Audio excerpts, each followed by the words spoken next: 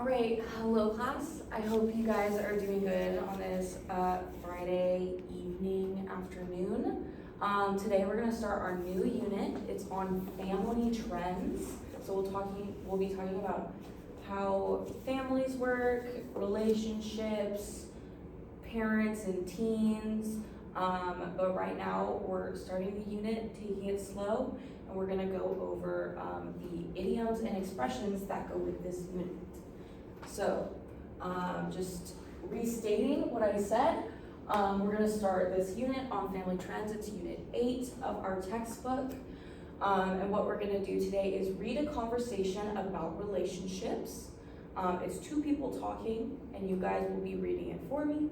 And then we're gonna learn new idioms and expressions about family trends. The idioms and expressions can be used in different situations, but we're gonna focus on using them in this context, this situation. All right, so this is the reading.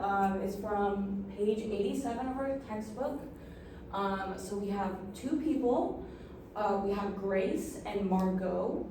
And they're going to be having a conversation about relationships.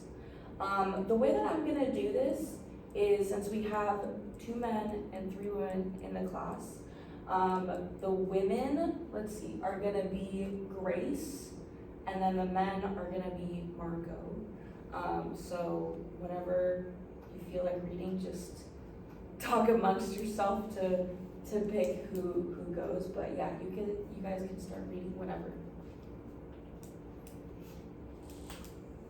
The women are Grace, so whatever. Yeah, go ahead, Grace. Did you hear the good news? Emma and Max hatched things up. They got back together. I didn't even notice, but shows you how much, shows you how out of touch I am. What happened?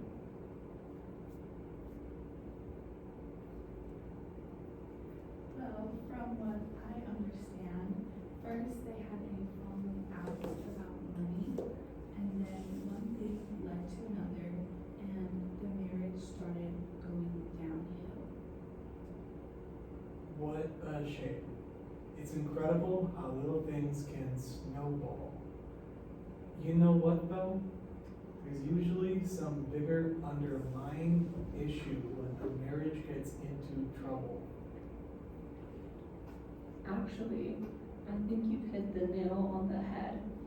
Emma's been making more money than Max for the last couple of years. And then about 6 months ago, he lost his job. So they figured it would be economical for him to be a stay-at-home dad. I mean, why pay a babysitter? Makes sense. But that's just about the time things began to fall apart, and they started arguing about who should make financial decisions. And then the more they fought, the worse things got. Apparently, the constant conflict affected the kids' behavior. They just stopped obeying family rules and started texting friends and playing on their phones during dinner. You know what kids do these days. You know, I'm feeling sort of like a gossip talking about them behind their backs. There we go. Let's just be thankful they're back together now.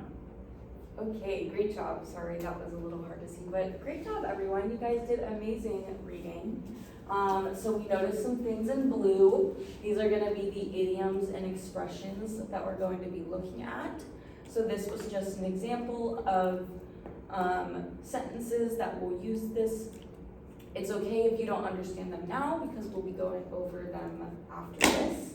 I do wanna point out, I noticed that the second part where Margot is speaking, she says, "What a shame, it's incredible how little things can snowball."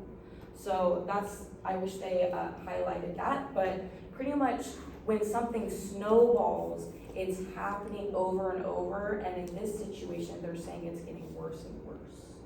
So more things are piling on top of each other, just like how a snowball piles snow on top of snow. Okay, so great job reading, guys. Do you guys have any questions so far? No questions? Okay, so we're gonna move on to the exercise. It's right under the reading. How much time do we have? Yeah, 5 minutes. Okay, so now we're gonna do this exercise. We'll be doing it together as a class. So we are going to choose the word or phrase with the same meaning. You guys don't have to raise your hand because my class normally doesn't do that, so just yell out the answer once you think you know it. So number 1, it's hard to patch things up after a breakup. So is that repair a relationship, have financial problems, or get a divorce? Repair relationship. relationship. Yeah, good. In this situation, we can see from context clues that it's repair a relationship after a breakup. So, you know, a patch, you normally have to sew a patch on, so it's like repairing that relationship. So yeah, 1 is number A, or letter A, not number.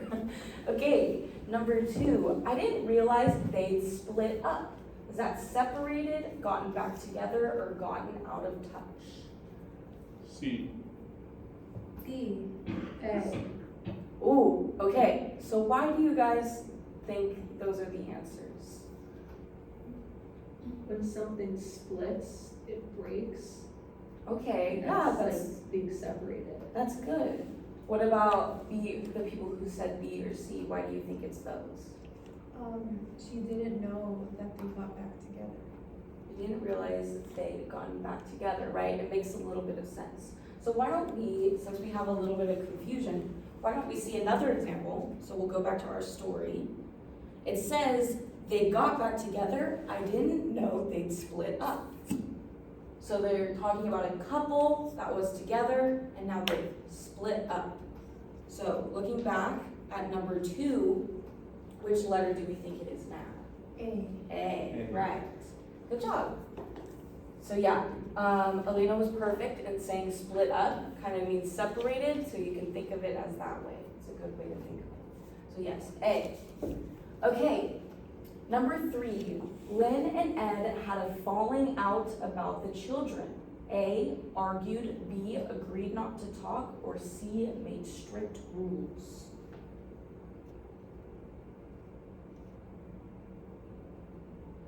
A. A, why do you think it's A? I don't know. That's okay. Here, this one's a little hard too, so why don't we go back to the story, see another example. Oh, whoops. Okay, had a falling out. Well, from what I understand, first they had a falling out about money.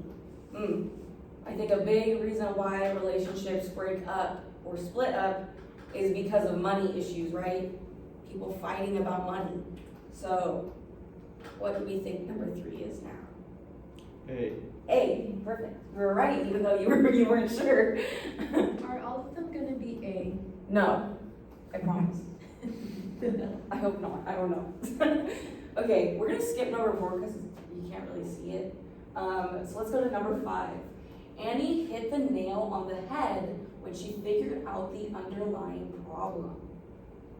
Underlying is like not seen. Didn't be a problem that you didn't think was already there. So which one do you think it is? A. A. Yes, very good, right? Hit the nail on the head. Bam! Realized. It's like a light bulb. You realize that that was what the real reason was. So yeah, I'm just gonna do 4, question mark, 5, A. Okay, hopefully this one isn't A. Number 6, a husband and wife should discuss their problems before things start to fall apart. A. A. What the heck? Okay, I think 4 was B. probably. Okay. Right, A, get back. Fall apart, A, get back. Okay, number 7. A. Is it really? I don't know. Okay, when you talk about people behind their backs, you are a gossip.